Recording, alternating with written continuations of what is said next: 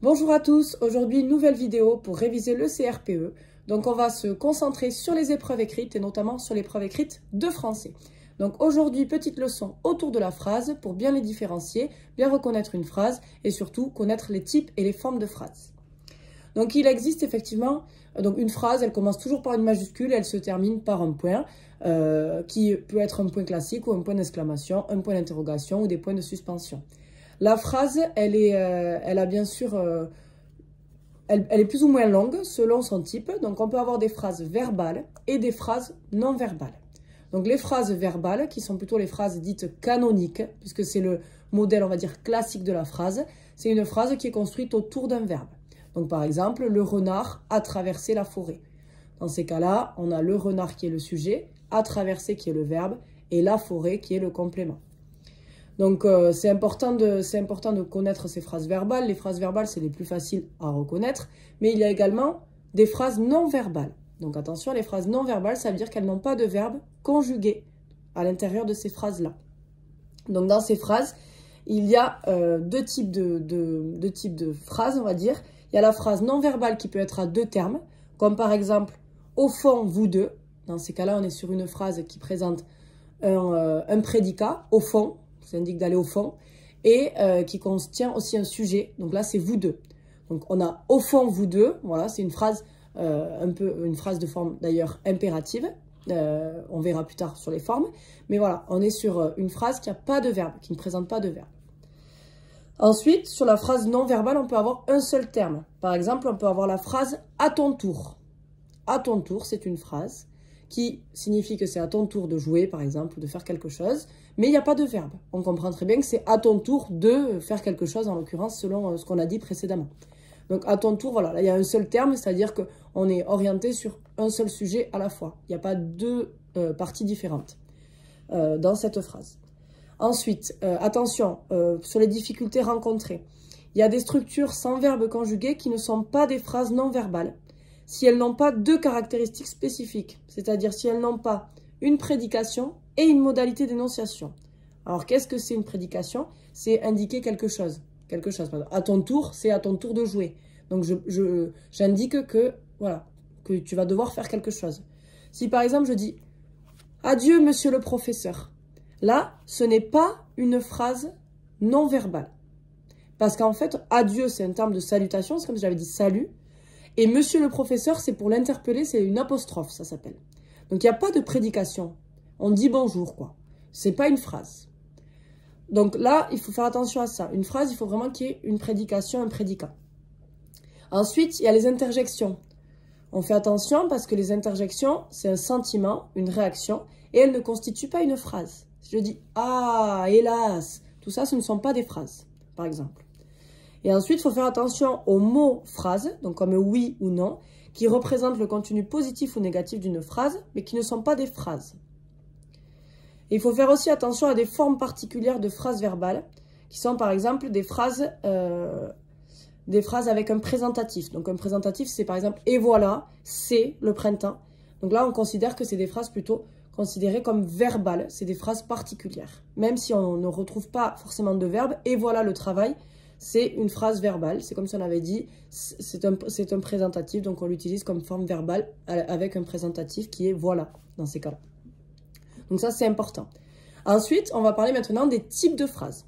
Donc il y a plusieurs types de phrases, il y a trois types de phrases qui sont énonciatifs. Donc les types de phrases correspondent à un acte de langage caractérisé par une organisation propre.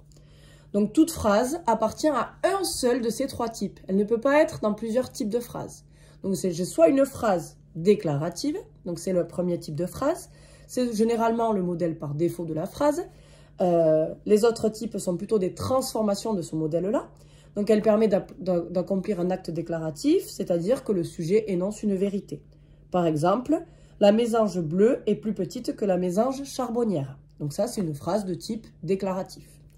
Ensuite, on peut également avoir comme deuxième type de phrase des phrases interrogatives. Donc, elles permettent d'accomplir un acte de questionnement. Elles relèvent donc du questionnaire. Généralement, elles se terminent, et tout le temps, elles se terminent par un point d'interrogation. Quel est cet oiseau, par exemple? Ça, c'est une phrase de type interrogatif. Ensuite, on a la phrase injonctive. Donc là, elle permet d'ordonner sous diverses formes et avec divers degrés d'insistance. Donc on peut passer d'une petite suggestion jusqu'à vraiment une injonction brutale où on te demande de faire quelque chose directement. Par exemple, passe-moi le sel. Là, on est vraiment sur une phrase injonctive. Tout à l'heure aussi, au fond, vous deux, c'est une phrase non verbale de type injonctif. Donc chacune de ces phrases ont des caractéristiques propres, notamment sur l'intonation quand on les prononce à l'oral et sur aussi ce qu'on peut mettre à l'intérieur de ces phrases-là. Pour les phrases de type interrogative, on a des mots interrogatifs, on a des structures particulières. Quel est cet oiseau? On met le sujet par exemple à la fin, on met un pronom au départ. Donc ça c'est très important, un pronom interrogatif. Elles ont des structures particulières. Pareil quand on va avoir une phrase injonctive, passe-moi le sel. On parle à quelqu'un, mais il n'y a pas de sujet à proprement parler défini. On est vraiment sur de l'ordre. On reconnaît que la tournure, elle est inversée. Donc ça, c'est important. Enfin, la phrase exclamative qui faisait partie avant, dans les programmes précédents, des types de phrases, est maintenant devenue une forme de phrase. Attention à ne pas vous tromper, elle ne fait plus partie des types de phrases depuis 2018. Ça devient une forme. Et en général, elle fait apparaître les sentiments du locuteur. Elle se distingue notamment par ses points d'exclamation à la fin et par son intonation spécifique. Donc par rapport à ça, l'exclamation, voilà, il y a toujours le point d'exclamation à la fin des phrases exclamatives. Et elle ne modifie pas toujours la phrase syntaxique. Que c'est triste, quel gâchis, par exemple, ce sont des phrases du coup de forme exclamative et non plus de type exclamatif. Justement, on va continuer sur les formes de phrases. Donc, sur les formes de phrases, il y a une première forme qui est assez logique, c'est la forme affirmative ou négative. Est-ce que ma phrase, elle est positive, donc dite affirmative, ou est-ce qu'au contraire, elle est négative? Il ne faut pas faire ceci, ou il faut faire ceci. Par exemple, il faut faire ceci, c'est affirmatif, il ne faut pas, c'est négatif. Très facile à distinguer, il y a la négation, souvent ne pas, ne plus parfois. Donc c'est très facile à distinguer si elle est positive, plutôt affirmative on préférera dire, ou si elle est négative. Ensuite, il y a 3 formes de phrases supplémentaires qui peuvent venir se rajouter à cette forme-là qui est présente dans les phrases. Donc les 3 formes différentes, c'est la forme passive, la forme empathique et la forme impersonnelle.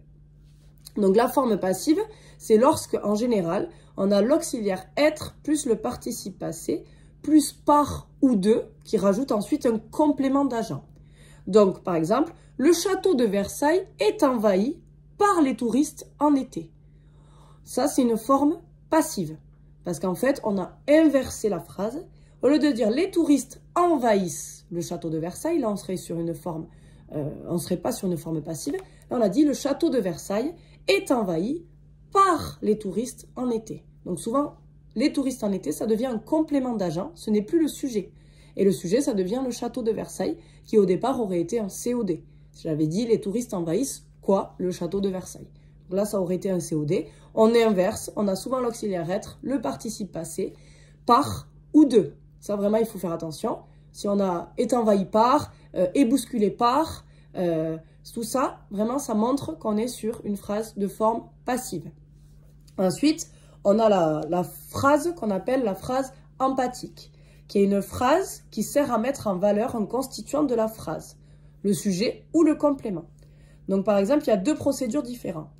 On peut, pour les reconnaître, utiliser l'extraction par c'est qui, c'est que, en tête de phrase. Donc souvent, pour les former ces phrases, c'est papa qui va être content. Là, on est sur une phrase empathique. On insiste sur papa. Si on dit « c'est demain que ta mère revient », on insiste sur « demain » par cette extraction-là. Donc ça, c'est une phrase affirmative de type empathique. Et elle est bien sûr déclarative aussi. On ne l'avait pas dit, mais du coup, déclarative. Donc c'est une phrase déclarative, affirmative et de forme empathique.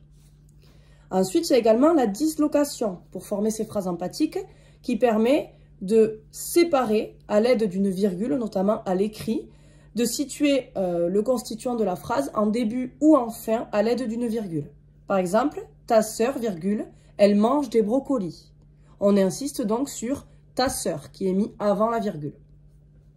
Par contre, si on dit ta sœur en mange, virgule, des brocolis, là on insiste sur les brocolis. Mais c'est toujours une phrase empathique. Donc la phrase empathique, il faut retenir qu'elle insiste sur vraiment un sujet particulier de la phrase, soit le sujet, soit le complément. Donc soit ta sœur, soit les brocolis par exemple. Et enfin, la dernière forme de phrase qu'on peut avoir, c'est la phrase impersonnelle, qui comporte souvent un pronom impersonnel, qu'on appelle sujet grammatical ou apparent, mais qui contient aussi un sujet logique, qui est dit sujet réel postposé du verbe. Par exemple, 5 tableaux seront proposés lors de cette vente. Et là, ça deviendra « Il sera proposé 5 tableaux lors de cette vente ». Donc là, c'est une phrase impersonnelle. Au lieu de dire « 5 tableaux seront proposés pour cette vente », il sera proposé 5 tableaux lors de cette vente.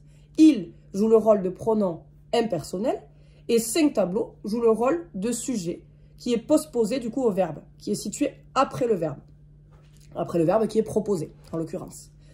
Donc ce type de phrase peut comporter souvent un verbe à la forme pronominale de sens passif. Par exemple, il s'est dit beaucoup de bêtises lors de ce débat. Là, on est aussi sur une phrase impersonnelle avec le verbe s'est dit qui est pronominal. Donc, pareil, les sottises sont marquées après le pronom, après le verbe et après le pronom impersonnel il. Les différentes formes facultatives peuvent être compatibles entre elles. À la différence de la forme affirmative ou négative, ma phrase elle est soit affirmative, soit négative. Là, par contre, ma phrase elle peut être à la fois passive et empathique, ou à la fois impersonnelle et empathique, par exemple. On peut avoir des mélanges entre ces différentes formes. Ça, c'est important de le souligner, de le remarquer. Il faut s'entraîner avec différentes phrases pour être capable de trouver quel est le type déjà en premier, mais surtout quelle est la forme de cette phrase, que ce soit la forme logique ou la forme complémentaire, facultative qui est associée. Voilà par rapport à ce sujet sur la phrase. Si vous avez des questions, n'hésitez pas à les poser en commentaire. J'espère que tout ceci vous aura un petit peu éclairé sur la phrase. N'hésite pas à identifier en commentaire, voilà, à en parler autour de toi pour tous ceux qui passent le CRPE. Demain, je vous ferai une prochaine vidéo sur un nouveau sujet en lien avec le français. Mais déjà, voilà, la phrase, c'est le départ. Donc, on essaie bien de s'entraîner, bien se rappeler ces règles-là. On écoute cette vidéo plusieurs fois si on a besoin. Et s'il y a des questions, on met toutes les questions en commentaire. Je vous souhaite une bonne soirée.